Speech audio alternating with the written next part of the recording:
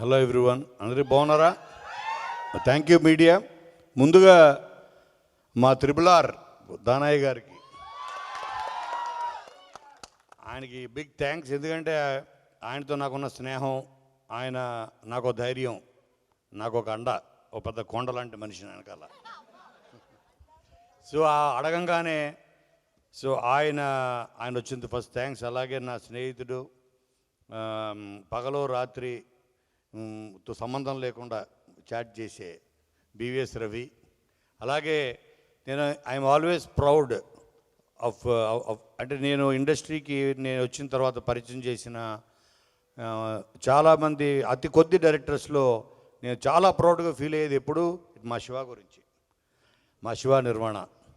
So ఈ శివ నిర్వాణ పరిచయం చేసింది ఈ శివ ద్వారా నాకు ఈ శివ పరిచయం అయ్యాడు ఇప్పుడు. సో ఇది ఇందాక చెప్పినట్టు ఇది ఒక నిన్ను కోరి సినిమాకి రీయూనియన్లో ఉంది. సో మీ అందరికీ థ్యాంక్స్ శివ వచ్చినందుకు. అలాగే గీతాంజలి అన్నది మాకు స్పెషల్ ఫిలిం. ఈ గీతాంజలి ఇంకా ఎక్కువ స్పెషల్, ఎందుకంటే అంజలికి 50th film. Give her a big hand. Really నేను మొన్న అందరిలో కూర్చున్నప్పుడు, దిల్రాజు గారి దగ్గర కూర్చున్నప్పుడు చెప్తే ఏంటి అప్పుడే 50 ఫిలిమ్స్ చేసిందా అంటే, ఈ కాలంలో ఒక తెలుగు అమ్మాయి ఉండి 50 films, it's a great achievement guys. Really చాలా పెద్ద అచీవ్మెంట్.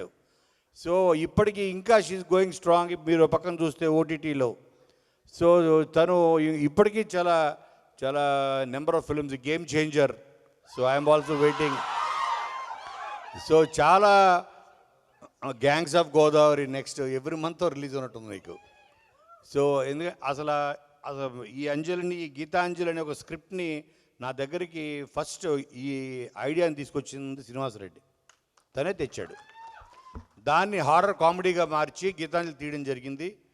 దాని ద్వారా మేము అప్పటి నుంచి మాకు ఒక అటు సత్యం రాజేష్ కానీ, నాకు కానీ, శంకర్ కానీ ఒక సినిమా తెలుసా, నిజంగా ఒక సినిమా హిట్ అయితే మనకు తెలియకుండా ఒక బాండింగ్ ఏర్పడిపోద్ది. సినిమా సక్సెస్ వెనుక ఆ సక్సెస్కి చాలా పవర్ ఉంటుంది. ఒక సక్సెస్, ఆ సక్సెస్ అందరినీ కలుపుతుంది. అదే ఒక సినిమా ఫ్లాప్ అయితే మళ్ళీ మొహమ్మోహన్ చూసుకోం, మళ్ళీ ఎదురుపడిన గిల్టీగా తలదెప్పుకుని వెళ్ళిపోతుంటాం. అంటే సక్సెస్కి అందరినీ కలిపే ఒక గుణం ఉంది. అలాగే మమ్మల్ని అందరినీ, నాకు ఇప్పటికి 55 ఫిలిమ్స్ రాసే ఇప్పటికి నేను. అలాగే దాంట్లో ఈ గీతాంజలి అనే సినిమా ద్వారా వీళ్ళందరూ నాకు అప్పటి నుంచి మా జర్నీ, ఇప్పటి నుంచి మా జర్నీ అయితే వెంకీ, ఒక అమ్మానాన్న తమిళ అమ్మాయి, ఒక కింగ్, సీనుతోటి ఇన్ని సినిమాలు, అన్ని సినిమాలు మీరు ఆదరించారు. అలాగే నాకు ఈ కామెడీ ఎంటర్టైన్మెంట్లో ఈ మార్క్, దీన్ని నెక్స్ట్ లెవెల్ తీసుకెళ్ళేది మాత్రం ఈ సినిమాని 2 పీపుల్, వాళ్ళే భాను నందు. వాళ్ళిద్దరు మొన్న సామాజిక వర్గమన, అలాగే భైరవ కోన, ఇప్పుడు ఈ సినిమా రాసిన రైటర్స్ వాళ్ళు Bhanu and Nandu. So they played a very key role ఈ సినిమా స్క్రిప్ట్లో. కథ నేను ఇచ్చిన దాన్ని 10 మెట్లు దాన్ని కామెడీ పరంగా వాళ్ళు తీసుకెళ్ళింది మాత్రం భాను అండ్ నందు. అలాగే మా ప్రవీణ్ ఈ సినిమాతోటి నాకు ప్రతి సినిమాతోటి ఏదో ఒకటి ఉంటుంది ఎక్స్పీరియన్స్. ఈ సినిమా జరుగుతున్నప్పుడు అప్పుడు దాకా సినిమాలో సగం వరకు ఇండియను, మా శివతొరలపాటి, సగం అయిపోయిన తర్వాత అమెరికన్ అయిపోయాడు. ఎలా అంటే అతనికి వచ్చింది ఇంటర్వ్యూ వచ్చింది అమెరికా నుంచి, మీకు సిటిజన్షిప్ ఇంటర్వ్యూ వచ్చింది రమ్మని. అంటే తను వెళ్ళి అమెరికన్గా తిరిగి వచ్చాడు. అలాగే మా ప్రవీణ్ ఎగ్జాక్ట్గా ఏంటి సినిమా ముందు తను టోటల్గా లాస్ట్ 20 years నుంచి అమెరికాలోనే తను సెటిల్ అయ్యాడు. యాక్చువల్గా తను ఫర్ గుడ్ అతని వైఫ్ తోటి, కిడ్స్ తోటి మొత్తం ఇల్లు మొత్తం అమ్మేసుకొని ఫర్ గుడ్ ఇక్కడికి వచ్చాడు.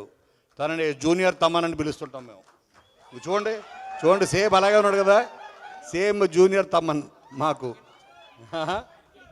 క్రికెట్ కూడా ఇప్పుడు నేర్చుకుంటున్నాడు, ఇప్పుడు వచ్చంట అదిగో కదా.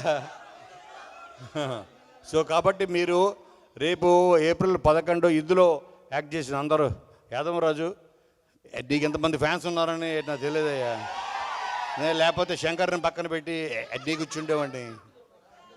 సో ఇందులో యాక్ట్ చేసిన వాళ్ళందరూ, ఎస్పెషల్లీ సునీల్ మీరు ఒక వింటేజ్ సునీల్ చూస్తారు. వింటేజ్ సునీల్ అంటే కొన్ని సంవత్సరాలు అయిపోయి ఉంటుంది.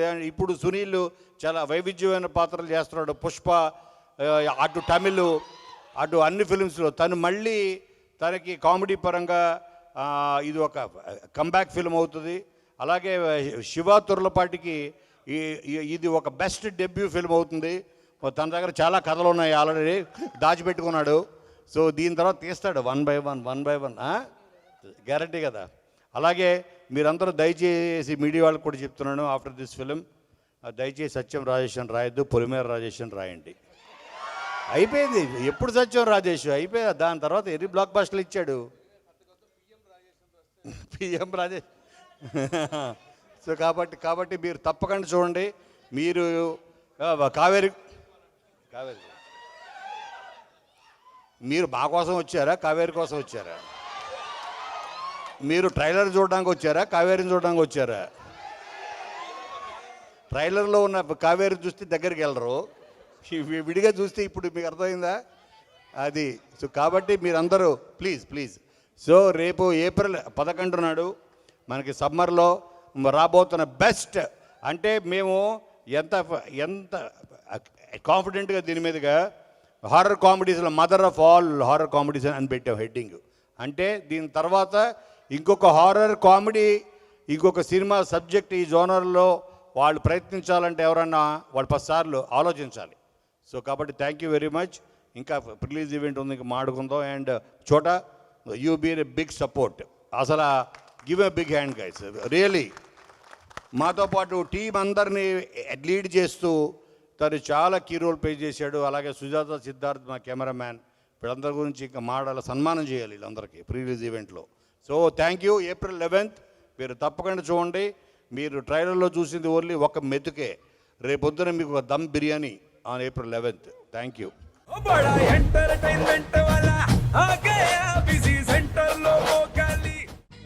సక్కు సక్కేంద్ర సక్కు సక్కు బాయ్ బాయ్ బాయ్ బాయేంద్ర భార్గవ్ బాయ్ బాయ్. గిరాకి వచ్చే టైం ఏంది, కస్టమర్లు వస్తున్నాడు, రేడికల్ పిగురి. కస్టమర్లు వస్తున్నారు కదా, మాత్రం పొగరు ఉంటది మరి. తగ్గించేద్దాం పొగర్ని. డబ్బులు కట్టేస్తావేంటి కొంప తీసి? లేదు, కస్టమర్లు ఆపేద్దాం. పదా మరి మన బిజినెస్ స్టార్ట్ చేద్దాం.